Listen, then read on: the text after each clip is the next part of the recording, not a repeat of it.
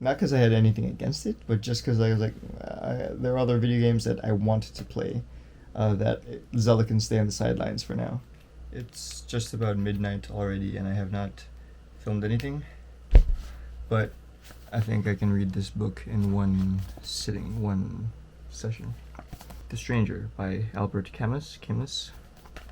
My sister just finished reading it. This is her copy, and she recommended I read it, so 123 pages. Not too bad. I should invest in like a light from behind.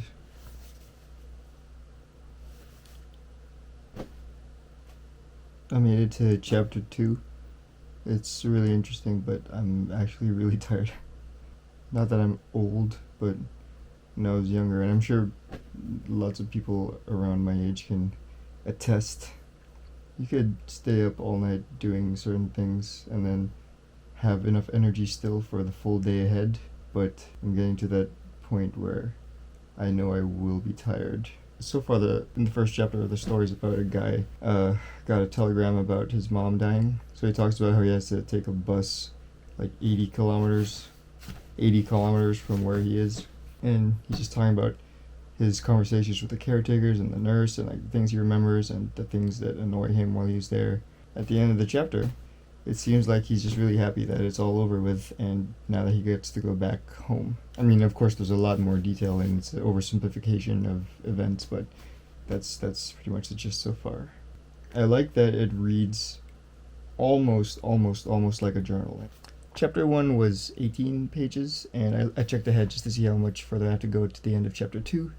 Looks like chapter 2 only has 5-ish pages, so I'm just going to read it aloud to you. I know it doesn't make the most sense to start reading a book at chapter 2, but let's just see how this exercise goes. After me giving you a quick recap of the first chapter, let's see how some blanks can be filled by your mind, or... yeah. Chapter 2. Quick preface. Like I said, the end of chapter 1, he takes the 80-kilometer bus ride back home, and chapter 2 starts with him waking up the next day. So, and for context, he got the telegram that his mom was dead on Thursday morning, so he took the 2 o'clock bus to get there so that he'd stay Thursday and Friday. But before he went there, he told his boss that, hey, I'm going to need 2 days PTO, or 2 days vacation. And he noted that like the boss seemed unhappy about that. So just keep that in mind. Chapter 2. As I was waking up, it came to me why my boss had seemed annoyed when I asked him for 2 days off. Today is Saturday. I'd sort of forgotten, but as I was getting up, it came to me. And naturally, my boss thought about the fact I'd be getting 4 days vacation that way, including Sunday, and he couldn't have been happy about that. But in the first place, it isn't my fault if they buried Maman yesterday instead of today. And second, I would have had Saturday and Sunday off anyways. Obviously, that still doesn't keep me from understanding my boss's point of view. I had a hard time getting up because I was tired from the day before. While I was shaving, I wondered what I was going to do, and I decided to go for a swim. I caught the streetcar to go to the public beach down at the harbor. Once there, I dove into the channel. There were lots of young people. In the water, I ran into Marie Cardona, a former typist in our office whom I'd had a thing for at the time. She did too, I think. But she'd left soon afterwards and we didn't have the time. I helped her onto a float, and as I did, I brushed against her breasts.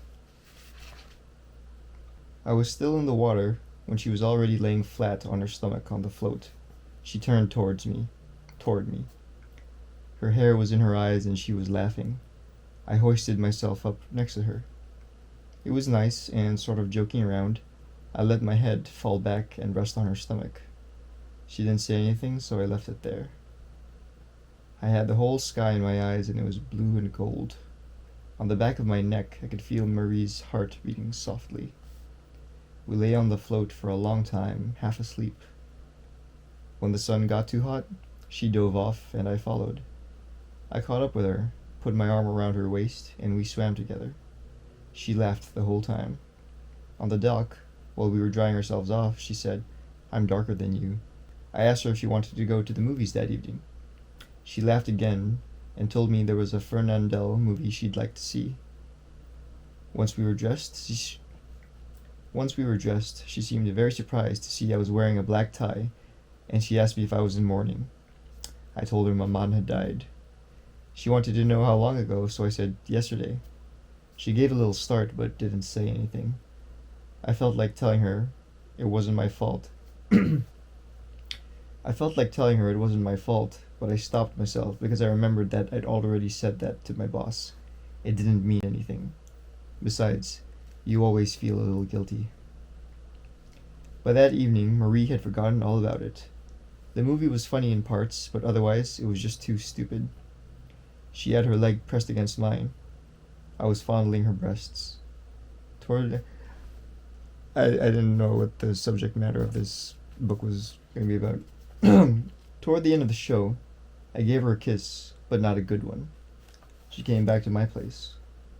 When I woke up, Marie had gone. She'd explained to me that she had to go to her aunt's. I remembered that it was Sunday, and that bothered me. I don't like Sundays. So I rolled over, tried to find the salty smell Marie's hair had left on the pillow, and sleep until 10. Then I smoked a few cigarettes, still in bed, till noon.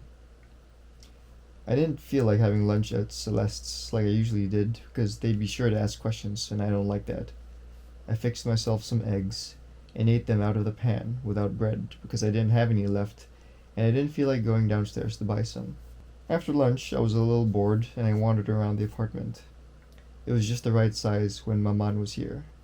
Now it's too big for me, and I've had to move the dining room table into my bedroom. I live in just one room now, with some saggy straw chairs, a wardrobe whose mirror has gone yellow, a dressing table, and a brass bed. I've let the rest go. A little later, just for something to do, I picked up an old newspaper and read it. I cut out an advertisement for the Crucian salts and stuck it in an old notebook where I put things from the papers that interest me.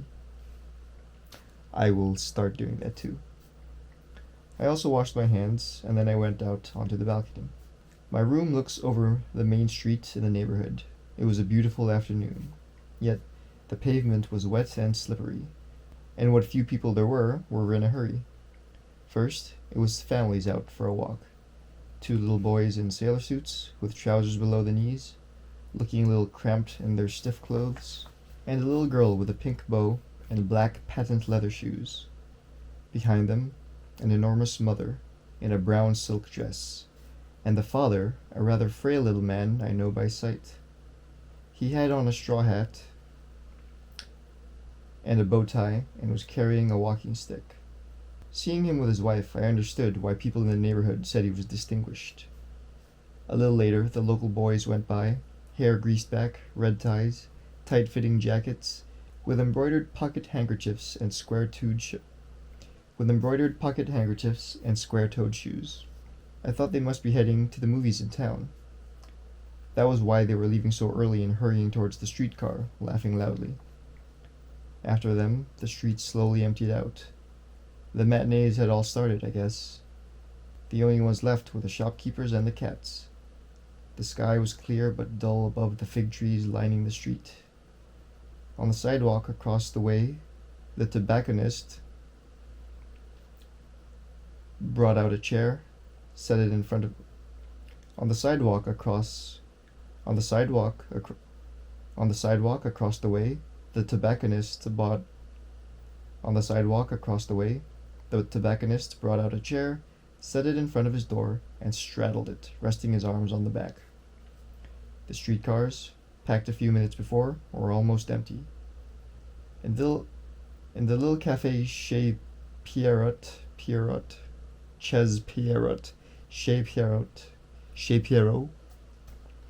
next door to the tobacconist's, the waiter was sweeping up the sawdust in the deserted restaurant inside. It was Sunday, all right. I turned my chair around and set it down like the tobacconist because I found that it was more comfortable that way. I smoked a couple of cigarettes, went inside to get a piece of chocolate, and went back to the window to eat it. Soon after that, the sky grew dark, and I thought we were in for a summer storm. Gradually, though, it cleared up again, but the passing clouds had left a hint of rain hanging over the street, which made it look darker. I sat there for a long time and watched the sky. At 5 o'clock, some streetcars pulled up, clanging away. They were bringing back gangs of fans from the local soccer stadium. They were crowded onto the running boards and hanging from the handrails. The streetcars that followed brought back the players, whom I recognized by their little athletic bags. They were shouting and singing at the top of their lungs that their team would never die. Several of them waved to me. One of them even yelled up to me, "We beat 'em!" And I nodded as if to say, yes. From then on, there was a steady stream of cars. The sky changed again. Above the rooftops, the sky had taken on a reddish glow, and with evening coming on the streets came to life. People were straggling back from their walks. I recognized the distinguished little man among the others. Children were either crying or lagging behind. Almost all at once, moviegoers spilled out of the neighborhood theaters into the street. The young men among them were gesturing more excitedly than usual, and I thought they must have seen an adventure film. The ones who had gone to the movies in town came back a little later. They looked more serious. They were still laughing, but only now and then, and they seemed tired and dreamy. But they hung around anyway, walking up and down the sidewalk across the street. The local girls, bareheaded, were walking arm in arm. The young men had made sure they would have to bump right into them, and then they would make cracks. The girls giggled and turned their heads away. Several of the girls, whom I knew, waved to me. Then the street lamps came on all of a sudden and made the first stars appearing in the night sky grow dim. I felt my eyes getting tired from watching the street filled with so many people and lights. The street lamps were making the pavement glisten, and the light from the streetcars would glint off someone's shiny hair, or off a smile or a silver bracelet. Soon afterwards, with the streetcars running less often and the sky already blue above the trees and the lamps, the neighborhood emptied out, almost imperceptibly, until the first cat slowly made its way across the now deserted street. Then I thought maybe I ought to have some dinner. My neck was a little stiff from resting my chin on the back of the chair for so long.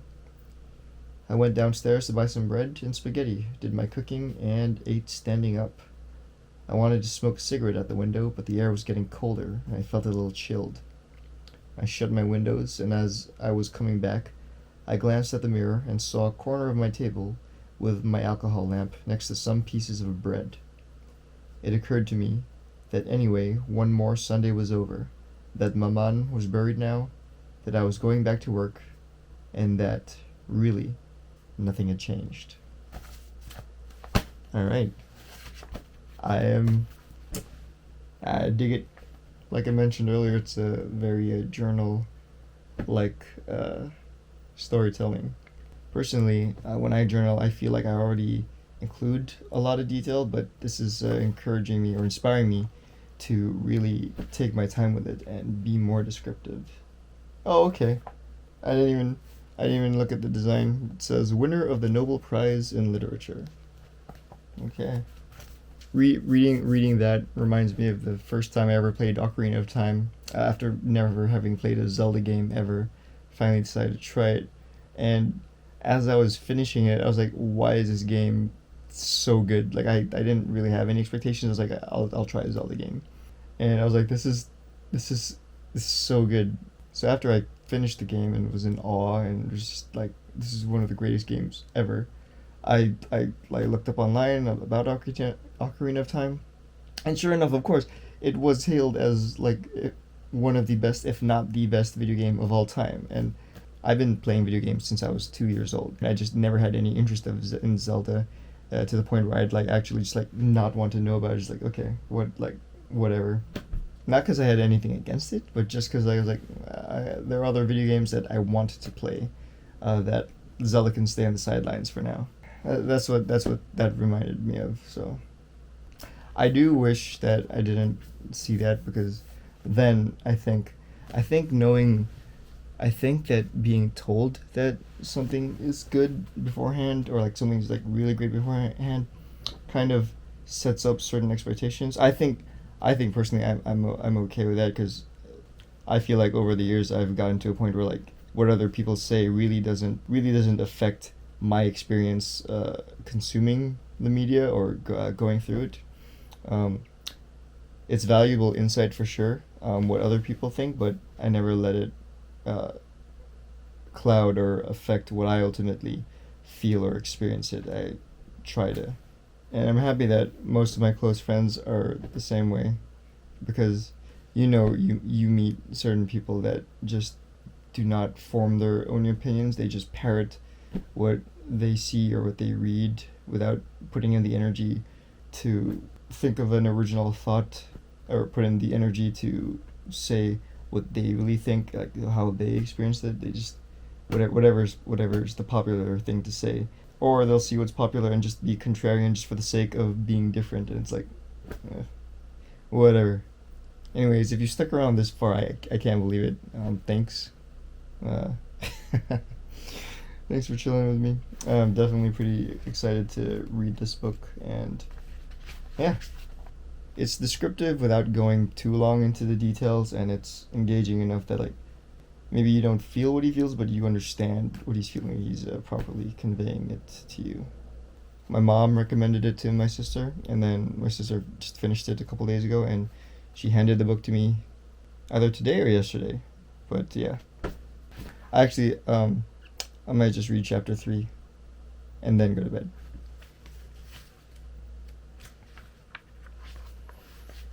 Chapter 5. Forgot I read through chapter 4.